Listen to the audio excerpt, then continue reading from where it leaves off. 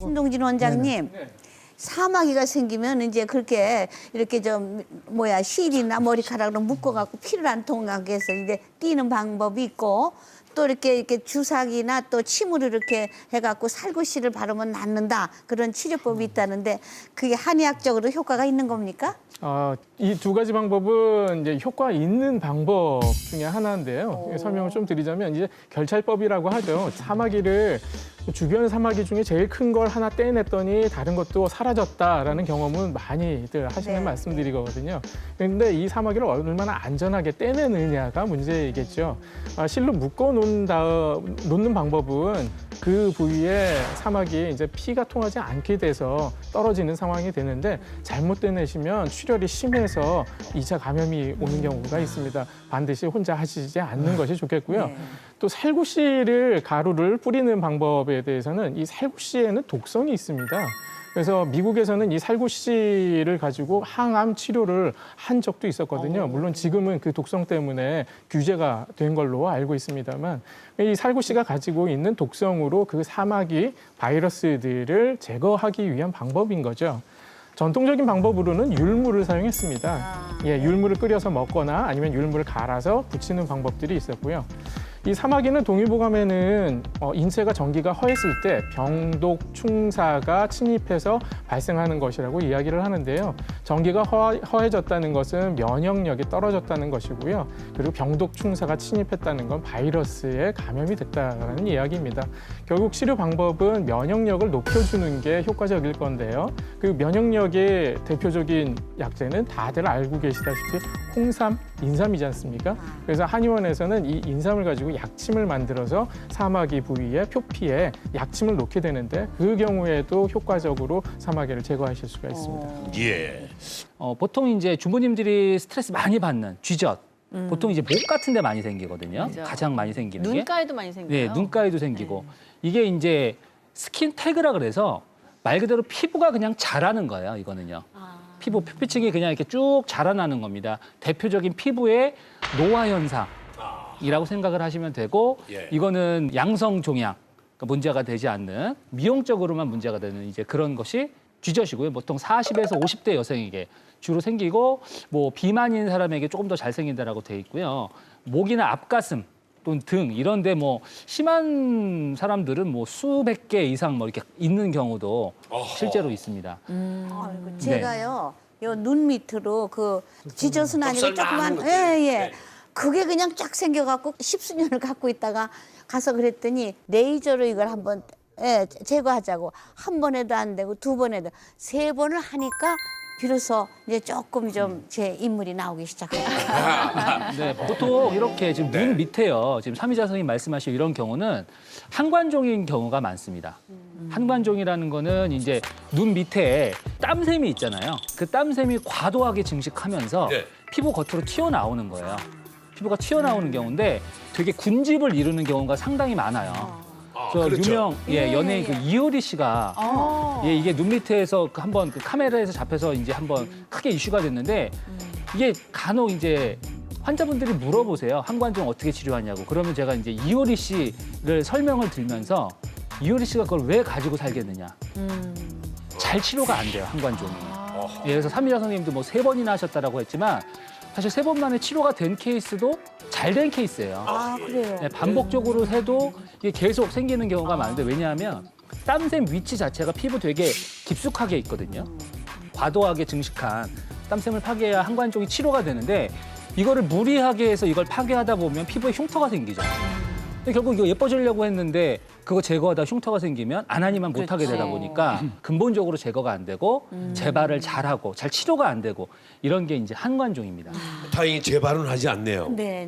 아유. 아니 근데 남자들은 잘 모를 텐데 찜질방 가면은요 그 실면도라는 게 있어요. 그러니까 약간 그 여자들 털 많이 났을 때 실면도를 이렇게 쫙 밀면은 피부가 깨끗해지거든요. 근데 이제 가끔 우리 여성들이 하는데 실루하는 거예요. 예, 실루하는 거 이게 조금 약간 불안하기도 하고 그래요. 이거 어떻게 생각하세요? 해도 괜찮은 건가요? 사실은 이거는 이제 미용적인 문제로 이제 제거를 하는 건데요. 실면도 같은 경우는 사실 실면도로 뭐 쥐젖이나 또는 뭐 한관종, 비립종을 제거하기는 좀 어렵다고 보고요. 이제 피부에 있는 솜털 를 좀 제거하는 목적이라고 생각을 하면 될 것 같고요. 혹시나 이제 뭐 쥐적 같은 경우는 좀 제거가 될 수도 있을 것 같습니다. 네. 근데 이제 한 가지 문제가 뭐냐면 이게 항상 이게 위생, 그다음에 멸균, 감염 이게 문제가 되는 거거든요. 그래서 결국 이거 피부에 있는 이런 것들을 제거하는 게 미용적인 목적으로 하는 건데 뭐 감염이 돼서 피부에 색소 침착 같은 게 남거나 라고 하면 뭐 안 하니만 못한 이런 문제가 될 수 있기 때문에 좀 주의를 기울이셔야 되는 부분이 좀 될 수 있습니다. 그 부분은. 예. 우리가 지금까지 모르고 살았던 혹의 모든 것, 혹이 생기는 원인은 지금까지 밝혀지지 않았습니다. 그래서 조기 발견하는 것이 가장 중요한 치료법이라고 하는데요. 과연 어떻게 해야 조기 발견이 가능할까요? 지금부터 그 비결을 알아보겠습니다. 암으로 가기 전에 혹을 잡아라. 조기 발견이 중요한 혹. 어떻게 해야 조기 발견할 수 있는 겁니까? 네, 아까 설명드린 그 내분 및 기능성형을 제외하고는 사실 증상을 갖고 내가 생길 거라 하지 않기 때문에 조기 검진만이 아마 현재로는 제일 중요하지 증상에 의존해서는 좀 곤란하다는 말씀을 드리겠습니다. 제가 대장 내시경 받은 지가 한 10년 되거든요. 이제 하실 때가 됐습니다.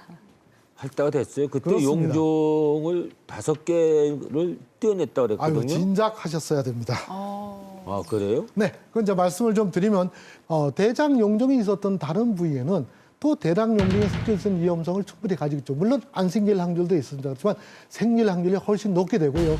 대장 선종은 위선종보다는 조금 경합니다. 그렇지만 1cm 이상을 잘라낸 경험이 있거나 두 번째는 대장 선종의 고등급 이형성은 바로 해야 되고 저등급 이형성은 언제든지 고등급으로 바뀔 수 있으니까 그런 환자분.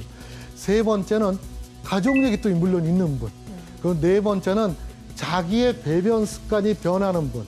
어느 날 갑자기 변비가 좀 더 생긴다든가 더더구나 대변을 보니까 짜장면 같이 검게 나오더라. 그런 증상이 있을 경우는 2년 내내 권고를 하게 됩니다. 그런데 전혀 위험성도 없고 뭐 검사도 정상이라는 분은 또 5년 내지 10년을 권고하는 이유는 그 사이 발생 확률도 낮고 한들 10년 내로는 처리가 가능하기 때문에 그렇습니다. 네. 조기 발견이 가장 중요한 내 몸속 혹. 그리고 만약에 혹이 생겼다면 더 이상 자라지 않게 하는 것이 중요합니다. 내 몸속 혹이 자라지 않도록 하는 비결이 바로 여기 있는 것이라고 합니다. 체중계 있죠, 운동화 있죠, 수건 있죠, 또 저지방식 있죠, 홍삼이 있고. 자, 여기 좀 설명을 해주시기 바랍니다. 네, 그렇습니다. 그래서 암이라는 거는 좀 유전적 배경을 가지고 있다. 그다음에 좀 재생이 되는데 좀 불량하게 됐다. 세 번째 중에 하나는 이 노벨상 받은 분입니다. 그 오토 와부르라는 분이 어떤 걸로 노벨상 받았냐면 암세포는 탄수화물과 지방에 탐닉된 결과다. 그걸 1920년도에 발표를 해서 노벨상을 받으셨어요. 이 콜레스테롤이 문제가 되기 때문에 의학계에서는 암을 없애는 데는 좀 부족하지만 실제 항암 치료할 때 콜레스테롤 저해제를 같이 줬을 때 항암 치료가 굉장히 높아진다. 왜? 세포가 계속 증식되는 데 필요한 콜레스테롤을 떨어뜨리면서 즉 암세포의 먹이를 줄이고 암세포 잡자. 이건 실제 그 제도권인 치료를 하는 정도가 되겠죠. 그래서 여기 보여드린 상대적인 거는 이렇게 콜레스테롤을 좀 저하시키는 것도 어떤 용종 크기를 저하시킨다. 그래서 용종을 어떻게 하면 억제시키냐 하는 환자분들이 많으세요. 그래서 아직도 의학적 근거는 졌지만 그래도 좀 고섬유질, 대변량을 좀 많이 만들고 기왕이면 고지방 시기를 조금 줄이고 그다음에 운동을 적절히 했으면 좋겠다는 게 아마 병원에서 권고아니고 오히려 먹는 것만큼 중요한 거는 체중 조절을 해달라는 보고를 세계보건기구가 하게 된 것이죠. 자, 그리고 마지막으로 소개하실 이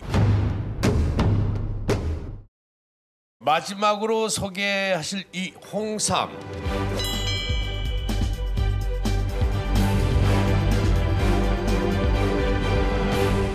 홍삼이 혹하고 무슨 연관이 있는 겁니까? 예, 이제 홍삼을 한 15년 정도 연구를 하게 됐는데요. 그중에 제가 조사한 거 봤을 때 이 홍삼은 헬리코박터균의 생육 자체도 억제하고 아주 임상시험으로 재미난 건 헬리코박터는 우리가 약물을 써서 제균 치료를 하는데요.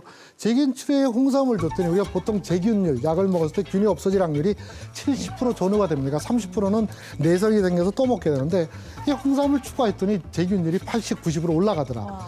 동물 모델을 통해서 저희가 연구를 해보니까 아까 위가 만성 위축성 위염이 위선종이 생겨서 위암으로 가는 과정이 있는데 그 과정의 상당 부분을 저해를 하더라. 네. 예. 자, 신동규 원장님. 홍삼의 효능 두 말이 뭐 필요 없겠죠? 네, 그렇습니다. 뭐 가장 유명한 약재 홍삼이죠. 인삼은요, 그냥 뿌리잖아요. 근데 풀뿌리입니다. 이게 나무가 아니에요. 나무는 몇십 년, 몇백 년 사는 나무가 있지만 풀은 10년 이상 사는 풀은 인삼밖에 없습니다. 그렇다고 하면 이 인삼이 놓여 있는 그 자리에서 10년을 살려면 각종 병충해를 스스로 방어하는 능력이 굉장히 크다는 거죠. 네. 바로 그러한 성분들을 사람이 섭취를 해서 질병을 예방하고 면역력을 높이는 그러한 효능을 얻는 겁니다. 홍삼이 인삼을 한번 쪄서 열기가 수그러 들었다고는 하지만 그래도 뜨거운 약재임은 분명합니다. 열이 나시는 분들은 홍삼 드시는 거는 조금 조심하셔야 될 거고요. 그러한 주의사항만 지키시고 복용 방식만 잘 지키신다면 홍삼은 뭐 더할 나위 없이 좋은 약이라고 볼 수 있습니다. 네, 추가로 말씀드리고 싶은 거는 자, 위암을 이제 안 걸려야 되겠다 이걸 생각한다면 일단 이게 중요한 것 같아요. 위 점막이 헐게 만들어서는 안 되죠, 염증이. 예, 그러면 가장 주 원인은 위산이 제일 강력한 원인이에요. 너무 위산이 많이 나와서 결국 점막을 자꾸 헐게 하는 일들을 억제시키려면 우리가 진통제를 많이 먹어도 이 자꾸 헐게 되거든요. 스트레스를 많이 받아도 마찬가지고.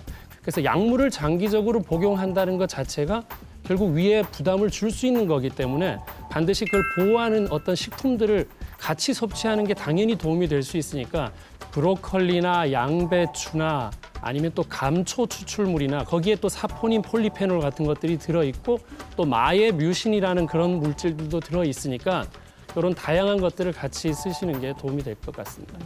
네. 평소에 늘 관심을 가지고 챙겨야 건강을 지킬 수 있습니다. 대한민국 국민 모두가 건강해지는 그날까지 또 다 함께 외쳐볼까요? 네. 엄지의 자!